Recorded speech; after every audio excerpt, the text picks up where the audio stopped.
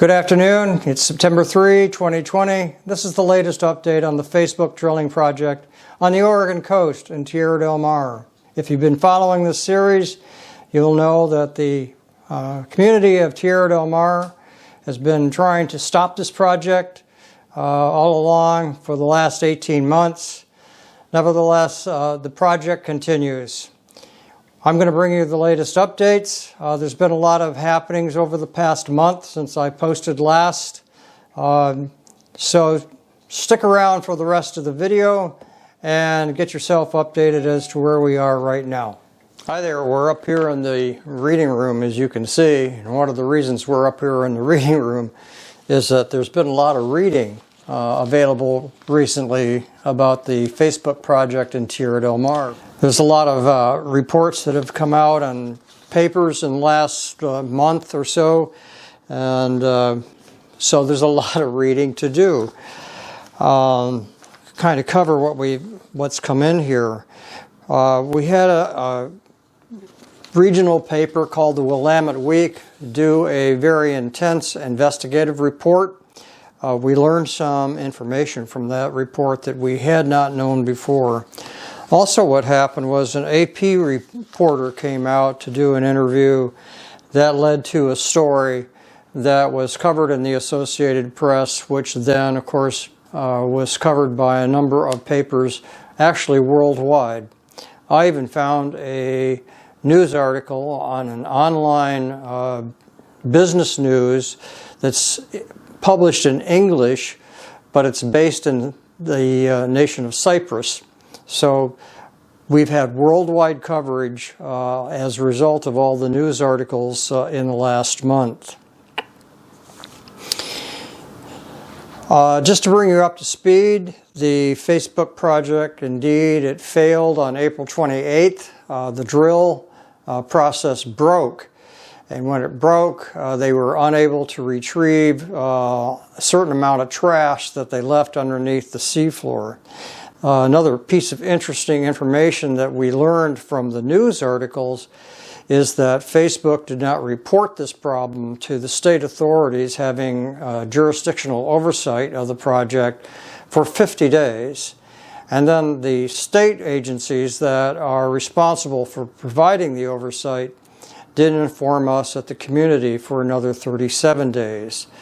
We're unsure as to what the delay was all about. One can speculate that Facebook was taking 50 days to figure out how to tell the state, but what's particularly troubling is we don't know why it took the state 37 more days to inform us, who of course are citizens of the state, of this accident having occurred.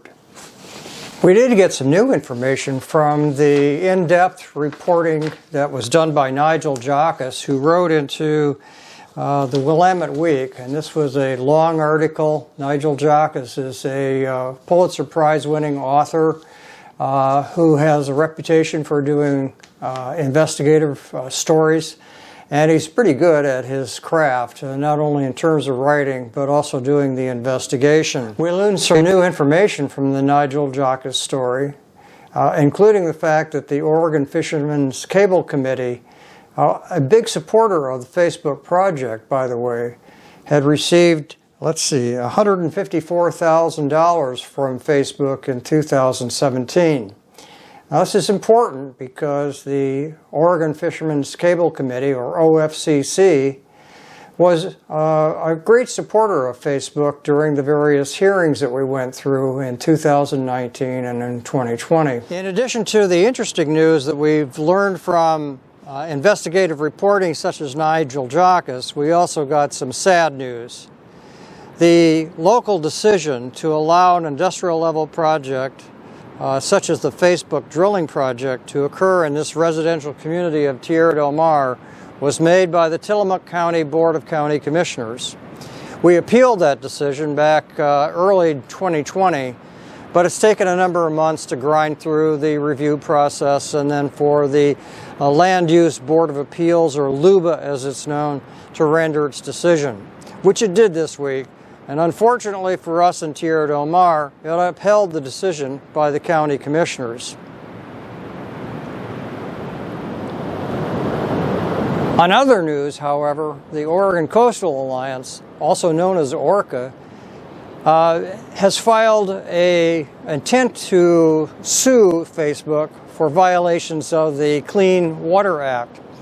Apparently, if this were to go through, there could be a fine of $55,000 per day that the Facebook project is violating the Clean Waters Act, mostly by leaving the trash that it has left underneath the ocean floor.